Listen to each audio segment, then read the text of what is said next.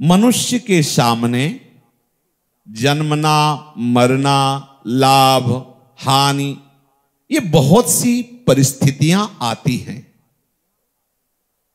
पूर्व कर्मों का फल ही हमारा प्रारब्ध बन करके आता है। पूर्व में जो हमने कर्म किए हैं वही वर्तमान में हमारे लिए अनुकूल या प्रतिकूल परिस्थिति की रचना करते हैं, कोई दूसरा नहीं, पूर्व का कर्म ही। अब उसमें सुखी दुखी होना ये हमारे अविवेक की बात है। जो हम मान लिया कि अनुकूल है तो सुखी हो गए, मान लिया प्रतिकूल है तो दुखी हो गए। अगर विवेक है तो वहीं प्रतिकूलता में वो प्रभु की तरफ भागेगा, वो अनुकूलता में प्रभु की दया को देखेगा। जब प्रतिकूलता आएगी तो प्रभु की कृपा को देखेगा कि जहां से हम नहीं छूट पा रहे थे वहां से प्रभु ने प्रतिकूलता दे करके छुटा दिया। अनुकूलता आएगी तो दयालु हैं प्रभु, दया कर रहे। वो दोनों स्थिति में प्रभु की तरफ रहेगा, जगत की तरफ नहीं। ये परिस्थिति को लेकर के शोक करना, सुखी दुखी होना, ये मूर्खता है, अविवेक है। परिस्थिति चाहे अनुकूल आवे चाहे प्रतिकूल आवे, वो टिकेगी नहीं। पहली बात तो बिल्कुल ध्यान दे करके सुनिएगा, बहुत सुलझन की बात है, तभी हमारा निरंतर भजन बनेगा। हम इसी में फंसे रहते हैं। परिस्थिति जो भी अनुकूल या प्रतिकूल आती है, देखने में लगता है कि सामने वाले व्यक्ति ने ऐसी परिस्थिति प्रकट कर दी है, पर वो सामने वाला व्यक्ति हमारे ही कर्मों से प्रेरित है, पूर्व कर्मों से। उस परिस्थिति का जो हम आरोप कर लेते हैं कि ये अनुकूल है, ये प्रतिकूल है, तो अनुकूल में सुखी होते हैं, प्रतिकूल में दुखी होते हैं। ये सुखी दुखी होना अज्ञान का स्वरूप है, मूर्खता है। पहली बात समझनी कि कोई भी परिस्थिति टिकाऊ नहीं है, चाहे वो महान दुखमयी अभी हो या सुखमयी हो, दोनों आगमा पाइनो अनित्यास, आने जाने वाली है, थोड़ी देर में परिवर्तित हो जाएगी परिस्थिति। धैर्य रखो, प्रभु के चिंतन में रहो। अनुकूल परिस्थिति में सुख से हर्षित मत हो, फूलो मत। प्रतिकूल परिस्थिति में दुख से शोकित मत हो।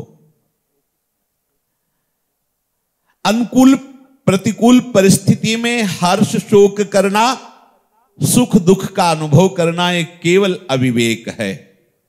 प्रज्ञावादश्च भाषसे, प्रभु कह रहे हैं कि तू पंडिताई की बातें बघार रहा है, पर शोक ना करने योग्य के लिए तो शोक कर रहा है। ये कोई ज्ञान हुआ? ये कोई तेरी पंडिताई हुई? एक तरफ तो तुम ज्ञान बघार रहे हो, दूसरी तरफ शोक कर रहे हो। कैसे पंडित हो?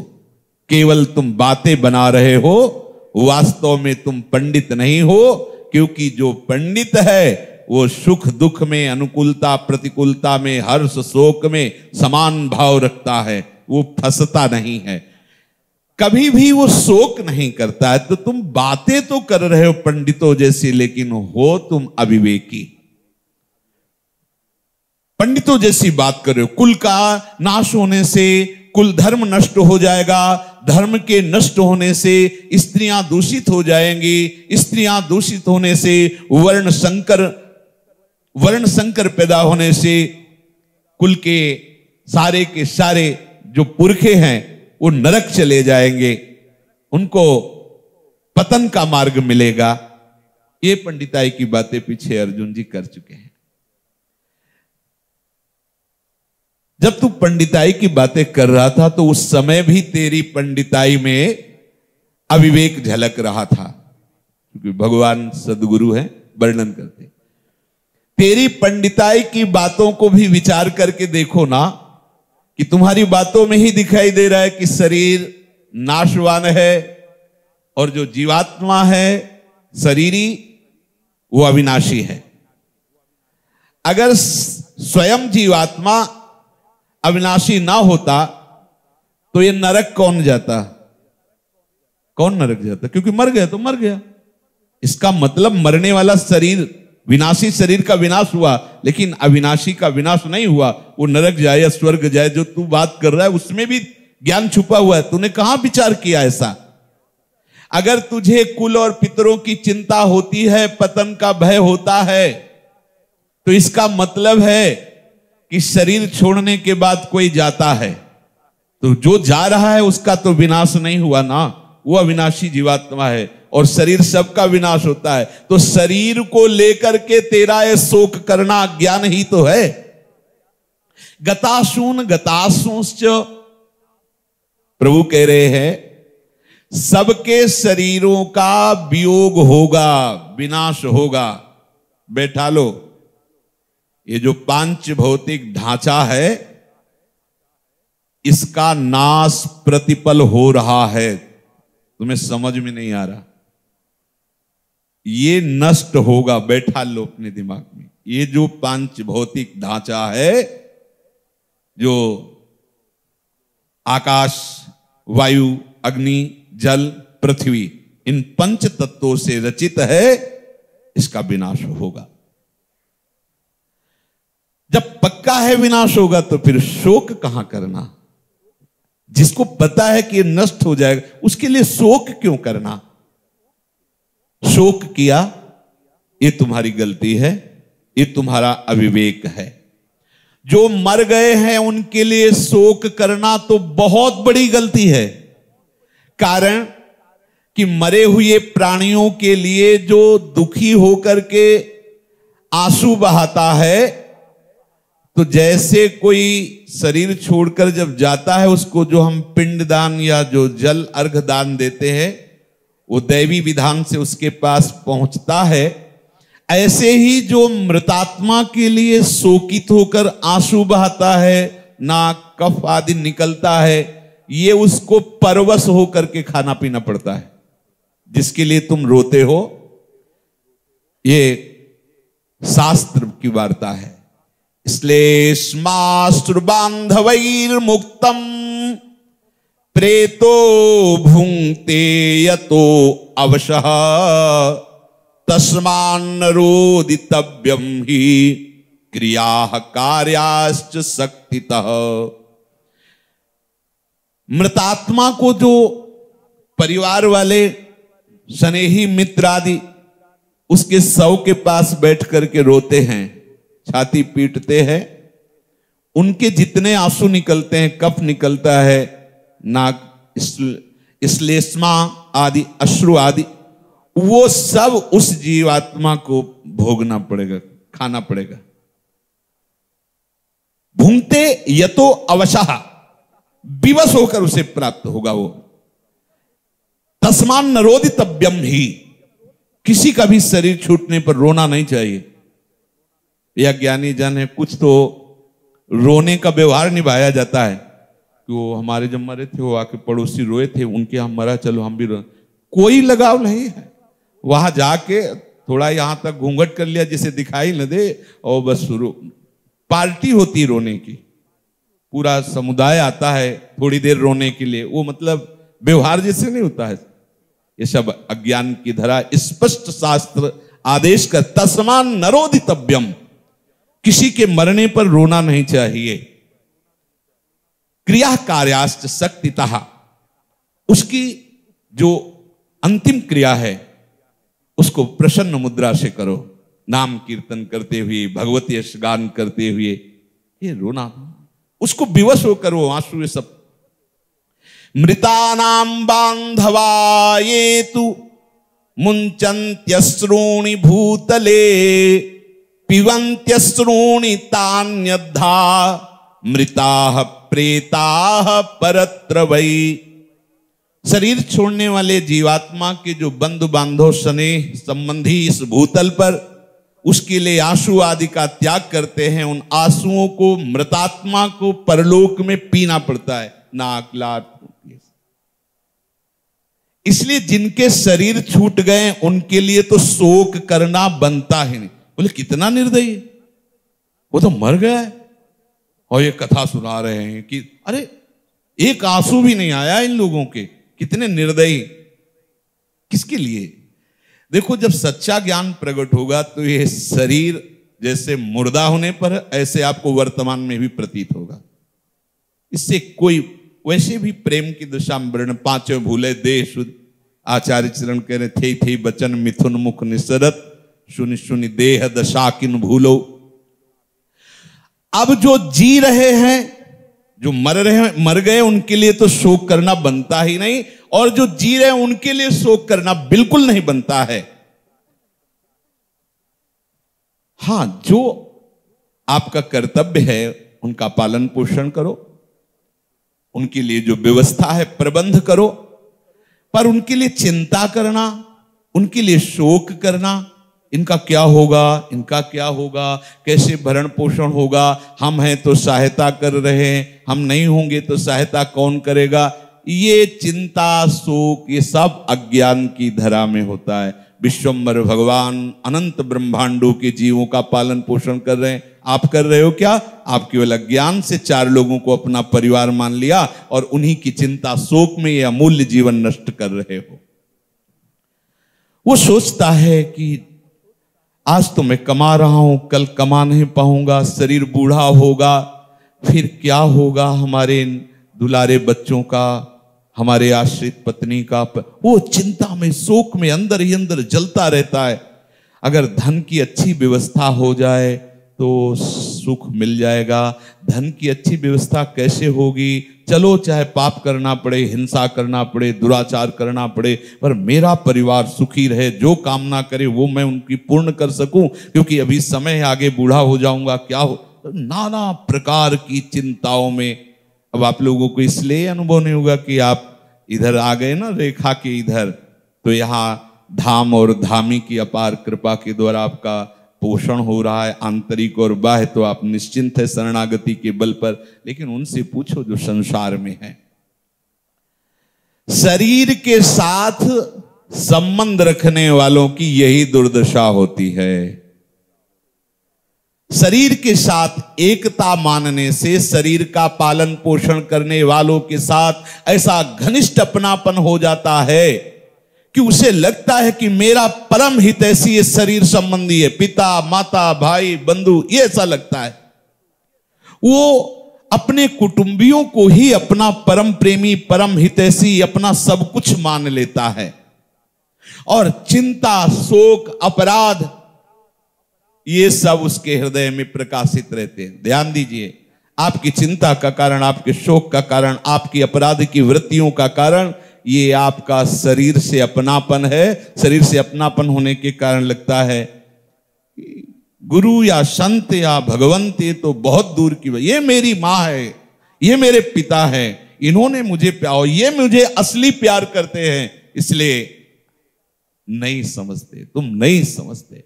भगवान समझा रहे, नानुशोचन्ति पंडिताः। जहां क्या सत है क्या असत है, ऐसी बुद्धि में विवेक प्रकाशित हो जाता है, उस बुद्धि को कहा जाता है पंडा, पांडिताई। विवेक प्रकट हो गया बुद्धि में। जिसका जितना विवेक प्रकाशित हो जाता है, सत असत का निर्णय करने वाले को विवेक कहते हैं, उसी को कहते हैं पंडित।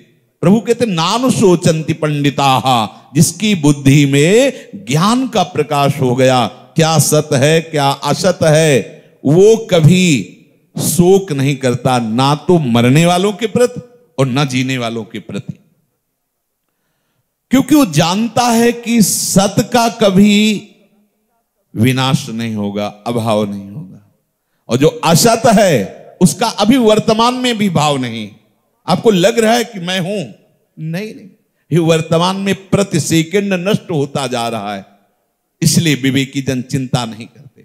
प्रभु कह रहे हैं जो न त्वेवाहम जातु नाशम न त्वम नेमे जनाधिपाः न चैव न भविष्यामः सर्वे वयमतः परम। तुम जो ये चिंता शोक कर रहे हो, किसी काल में मैं नहीं था, तू नहीं था, ये राजा लोग नहीं थे, ये बात भी नहीं है। और इसके बाद मैं तू और ये राजा लोग हम सभी नहीं रहेंगे, ये बात भी नहीं है, क्योंकि अविनाशी का कभी विनाश हो ही नहीं सकता। न त्वेवाहम जातुम नाशम न तुम नेमे जनाधिपाहा। लोक दृष्टि में जब मैंने अवतार नहीं लिया था श्री कृष्ण रूप में, तो सबके सामने प्रकट नहीं था, पर मैं था, प्रभु थे ना। तूने जब अर्जुन रूप में जन्म नहीं लिया था, उसके पहले भी तेरी सत्ता थी, तू था। और ये राजा लोग इस राजा रूप में जब नहीं थे, तब भी तो थे। प्रभु कह रहे हैं मैं तू ये राजा लोग प्रकट होने के पहले भी थे।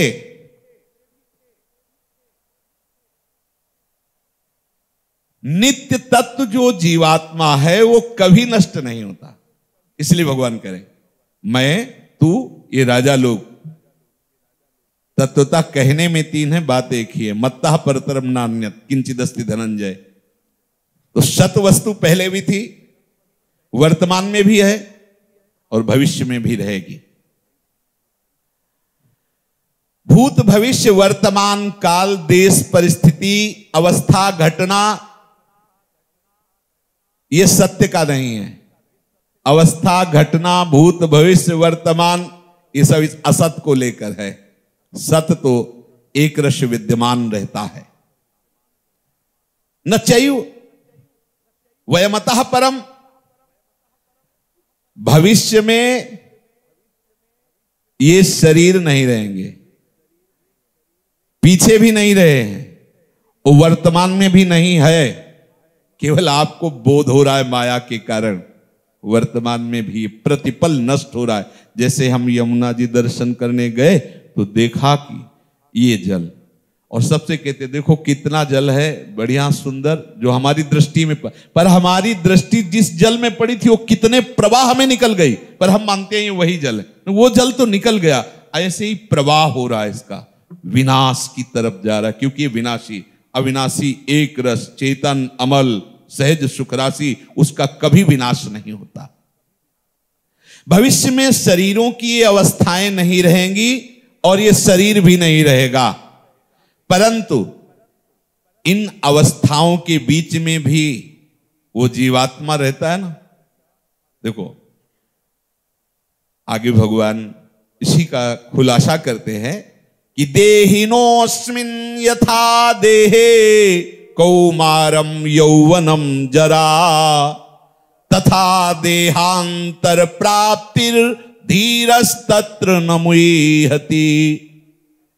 हमारी बाल्यावस्था हुई, हमारी यौवन अवस्था हुई, हमारी बुढ़ापावस्था हुई, अज्ञान की भाषा। ये शरीर जन्मा, धीरे धीरे विकास को प्राप्त हो रहा है। शरीर को देखने वाले आप हैं, आप शरीर नहीं। मेरा शरीर एक समय बाल्यावस्था का था, अब जवानी का हुआ, अब धीरे धीरे वृद्धावस्था को जा रहा है। ये आप देख रहे हैं, निर्णय कर रहे हैं। आपकी ना जवानी है, ना आपकी बाल्यावस्था है, ना आपकी बुढ़ापा है। आप बुढ़ापा और जवानी आदि को देखने वाले हैं। देखो ना, जब आपको बाल्यावस्था से जवानी में आना हुआ तब आपको कोई शोक नहीं हुआ। जब आपकी जवानी से वृद्धावस्था आई तब आप शोक से ग्रसित नहीं हुए। ठीक ऐसे ही वृद्धावस्था से मृत्यु अवस्था है, फिर क्यों मोहित हो रहे हो? भगवान कह रहे देहिनो अस्मिन यथा देहे कौमारम यौवनम जरा तथा देहांतर प्राप्तिर धीरस्तत्र न मुह्यति। देखो,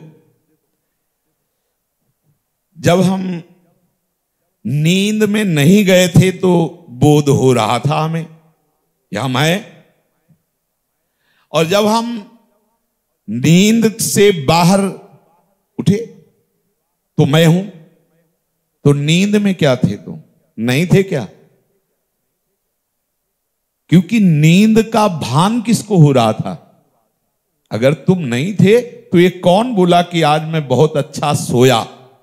सोने के पहले आप चेतना में थे, सोने के बाद भी चेतना में आए, तो आपकी इंद्रियों को चेतना ने लुप्त कर दिया, सुप्त कर दिया सुषुप्ति अवस्था में, तो भी आपको बोध है ना कि मैं सोया था, जगने के बाद आपको बोध हुआ। तो उस समय मैं था ना, मैं मरा क्या उस समय? जैसे जागृत अवस्था दोनों तरफ की, सोने के पहले की और सोने के बाद की, आपको अच्छे से पता है मैं हूं। तो सोने में मैं सोया, तो ये निद्रा का जो भान हो रहा है ये उसको हो रहा जो सोया नहीं था। आज मैं बहुत सोया, वो कभी सोता नहीं। ये दोष जो निद्रा आदि दोष हैं, ये सब परिवर्तनशील में है। जो चैतन्य घन है उसमें सदा निर्दोष स्थिति रहती, अमल रहता है। तो जैसे जन्म होने पर मुझे पता चला, मेरा जन्म हुआ जब चेतना जागृत हुई, मैं अब बालक हूं, मैं अब जवान हूं, मैं बूढ़ा हूं। ठीक मृत्यु ऐसी ही जैसे सुसुप्ति, फिर जब जगे तो फिर जवान बूढ़ा, ये सब चक्र चल रहा है। थोड़ी लंबी नींद है ये मृत्यु, ठीक ऐसे ही समझो। आपको बाल्यावस्था से यौवन अवस्था में जब शरीर का परिवर्तन हुआ तो क्या कष्ट हुआ? कोई कष्ट हुआ क्या? आप कोई बैठे क्या शोक करने? जब आपकी यौवन अवस्था से वृद्धावस्था में पदार्पण हुआ तो आपने शोक सभा लगाई क्या? ऐसे ही वृद्धावस्था से मृत्यु अवस्था बिल्कुल ठीक ऐसी है। जैसे आपको कोई कष्ट नहीं हुआ, ऐसे ही आपको कोई कष्ट नहीं होता शरीर छोड़ने में। जो शरीर की आसक्ति आपने पाल ली वही आपको कष्ट बोध होता है। और अब देखो ना, जब मैं जवान था तब ऐसा ऐसा ऐसा, अब मैं बूढ़ा हो गया वैसा नहीं कर पा रहा हूं, शोक कर रहा है बैठे। ऐसे भगवान कह रहे देहांतर प्राप्ति धीरस तत्र न मुह्यति। धैर्यवान विवेकवान शरीर छूटने पर भी उसको किंचन मात्र मोह नहीं होता। शेष चर्चा आगे। राधा वल्लभ लाल की।